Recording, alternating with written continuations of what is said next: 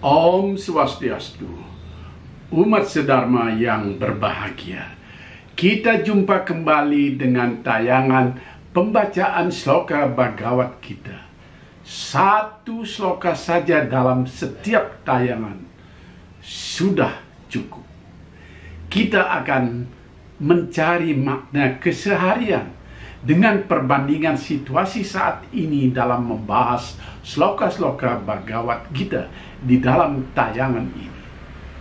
Sebelum memulai, mari kita bersama-sama mensubscribe channel ini. Jangan lupa memberi komentar agar saya bisa berdialog dengan sahabat sedharma yang menyukai tayangan ini. Umat sedharma yang terkasih, kali ini saya pilihkan sloka yang ringan saja untuk kita bahas dalam kesempatan ini. Percakapan kedua dalam kitab Bhagavad Gita yang disebut Samkhya Yoga. Saya pilih sloka ke-56. Seperti biasa, saya minta bantuan cucu saya, Natali Rizka Devi, untuk membaca sloka itu. Silakan, Rizka. Om Swastiastu. Duke swanu wigana mana suke suwigata paha Vitaraga baya kroda sita dirmunir ujate. Terjemahan sloka yang dibaca tadi saya ambilkan dari kitab Bhagavad Gita susunan Nyoman S. Pandit, yang merupakan Bhagavad Gita yang pertama dijadikan rujukan secara nasional lewat Departemen Agama. Terjemahannya begini: orang yang tidak sedih di kala duka, tidak melonjak kegirangan di kala bahagia, bebas dari rasa takut dan amarah, ia disebut orang yang suci teguh iman. Nah, bagaimana kita menafsirkan sloka ini? Bergembira tentu saja boleh, tetapi hendaknya bergembira jangan dilakukan secara berlebihan. Dikala mengalami kedukaan pun kita jangan pula bersedih yang kelewatan. Orang Bali menyebutnya suka dan duka itu tergolong rua bineda, dua hal yang berbeda tetapi selalu berdampingan, ibarat dua sisi mata uang. Jadi memang tidak bisa dihindari, meskipun bisa kita upayakan. Sloka ini sebenarnya menggambarkan orang yang sudah mendapatkan kesadaran dan pikirannya bebas dari segala perasaan suka dan duka. Karena itu masih ada tambahan tentang bebas dari rasa takut dan membuat kita menjadi amarah. Kalau semua ini bisa dikendalikan, maka dialah disebut sebagai orang yang telah suci dan teguh imannya.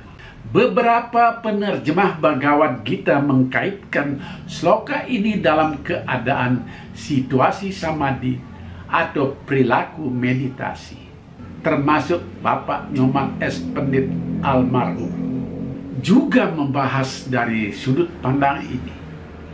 Orang yang memutuskan untuk menekuni meditasi akan berupaya melepaskan dirinya dari segala nafsu, suka dan duka, maupun rasa takut dan berbuat amarah adalah nafsu duniawi yang harus dikendalikan. Kalau semuanya itu berhasil dikendalikan, maka tidak ada bedanya antara suka dan duka, karena hal itu hanyalah masalah perasaan saja. Disitulah keheningan, kesucian akan datang pada diri kita. Jika dikaitkan dengan situasi sosial, politik, dan budaya saat ini, kegembiraan itu jangan berlebihan jika ia datang pada diri kita. Misalnya, selesai pemilihan, entah itu pemilihan kepala desa, pemilihan bupati, pemilihan gubernur, pemilihan presiden, atau pemilihan apa saja. Begitupun kesedihan jangan sampai membuat kita larut dan putus asa. Kita memang akan mengalami perubahan jika mengalami suka maupun duka, tetapi jangan terlalu kelewatan. Perubahan itu hendaknya disikapi dengan ketenangan yang wajar. Suka dan duka kita ibaratkan roda pedati yang sedang berputar. Kadang ada di atas dan kadang ada di bawah. Kadang kita terpilih, kadang kita kandas tidak terpilih. Kalau kita ingin mengejar jabatan yang berkaitan dengan politik, ini saya kasih contoh lagi. Di sana sudah pasti ada yang kalah dan ada yang menang. Ada suka tatkala kita menang, ada duka tatkala kita kalah. Ada perasaan marah kenapa suara pemilih kita begitu kecil. Kalau ini tidak bisa kita kendalikan, maka kita sudah gagal dalam hidup ini. Karena kita tidak bisa bersaing. Bukankah hidup ini adalah persaingan? Yang kebetulan menang jangan sampai mengobrol janji-janji yang tidak pasti. Jangan berpesta pora. Justru kemenangan itu dijadikan cambuk untuk bekerja sebagai pemimpin yang benar. Begitu pula yang kalah, pastilah bersedih mengalami duka hati. Jangan hal itu disimpan berlama-lama. Kalau disimpan akan menjadi bibit yang tidak baik ke depannya. Bisa mengganggu pekerjaan orang yang menang karena ada perasaan ingin mengarah dan ingin selalu mendongkel pemimpin yang menang itu. Coba saja kita dengarkan pembicaraan di masyarakat saat ini. Betapa banyaknya caleg-caleg yang gagal di pemilu yang lalu, berbuat yang tidak baik dengan menjadi provokator untuk menyerang caleg yang menang. Jadi yang kalah terus memendam rasa cemburu dan ingin terus berseteru dengan yang menang. Ini tentu perbuatan yang jauh dari kesucian.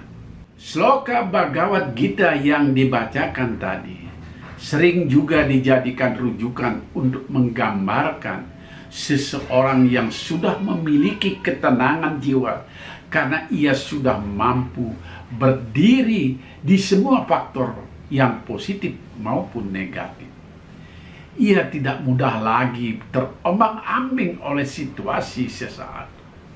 Orang seperti itu selalu puas dengan hasil yang sudah diperolehnya dan percaya sepenuhnya bahwa hasil itu semata-mata adalah anugerah dari Tuhan yang Maha Esa.